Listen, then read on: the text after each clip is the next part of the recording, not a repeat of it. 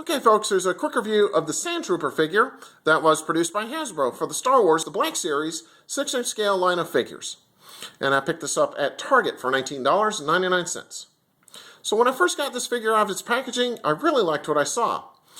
This is a great looking likeness of the Sandtroopers that were in the original Star Wars film on Tatooine, and it's easy to see why these Sandtroopers sell out so quickly in retail and online stores. They just look fantastic. Paint apps on this figure, they were very nicely done with no appreciable errors to speak of. Now the shoulder flange that you see on the Sandtrooper's right shoulder, it is removable, although you have to pop the head off of the figure first before removing it. And that gives you the option of being able to display a regular Stormtrooper, although it is a dirty one since he has been in the desert. And I felt that being able to remove this shoulder flange was a good decision on Hasbro's part, so that you can display a regular Stormtrooper or this Sandtrooper until the Stormtrooper is released in, I believe it is Wave 3 is when they're going to come out with that. The articulation joints on this figure, they were a bit of a mixed bag. The head, the shoulders, the elbows, and the wrists, they all moved pretty well, but the hips, knees, and ankles were very stiff and hard to move, although they are beginning to free up with repeated movements. Also of note, the shoulder and the hip articulation on this figure is restricted due to the Sandtrooper's armor interfering with them. So let me pause here, zoom in, and I'll give you a closer look as to what the Sandtrooper looks like.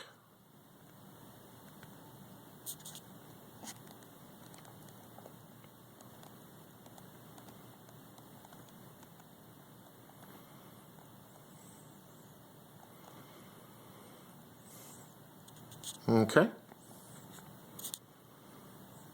Alright, the Sandtrooper came with 4 accessories, so let me pan down real quick and I'll show you what they are. There was no figure stand included in the package, and I thought that was a bit of a disappointment considering that these figures are going for such a high price point in retail stores. However, as before, there are peg holes in the Sandtrooper's feet, and that will allow you to use an aftermarket figure stand if you so choose. Okay, first up, here is this E11 blaster pistol. As you can see, this has nice detailing on it, but there is no collapsible stock on it, which we saw on the recent Star Wars Vintage Collection, or if you prefer, the Lost Wave Sandtrooper that was in 3 3/4 inch scale. And unfortunately, there is no holster to put this blaster into, and I thought that was an unfortunate omission on Hasbro's part. Okay, next up, here are his 2 blaster rifles. Both of these rifles have really nice detailing on them, as you can see, especially this thinner rifle right here. It has a really nice looking weathered look. And just like before, with the Vintage Collection, or if you prefer the Lost Wave Sandtrooper, this bigger rifle, it has nice detailing on it, and the sling is also very nicely done. Okay, finally, here is the backpack that the Sandtrooper comes with, and that pegs into a hole on his back. And once again, there is really nice detailing on this accessory, as you can see. However, it does make the Sandtrooper a little top heavy, so keep that in mind when you're posing him for an action scene wearing this backpack.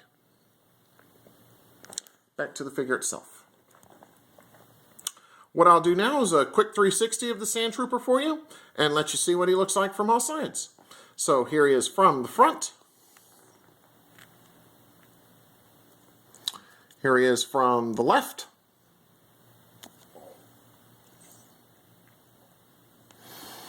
Here he is from the rear.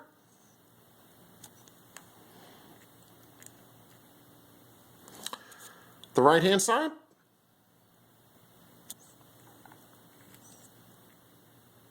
And finally, here we are once again facing forward. So overall, I have to say that I really like this figure, much more so than I thought I would. It comes with good accessories. I think it looks great, and I think that it has good articulation, although as I said, the shoulder and the hip articulation is somewhat restricted due to the Sandtrooper's armor. But even so, you can still get some really good poses out of this figure.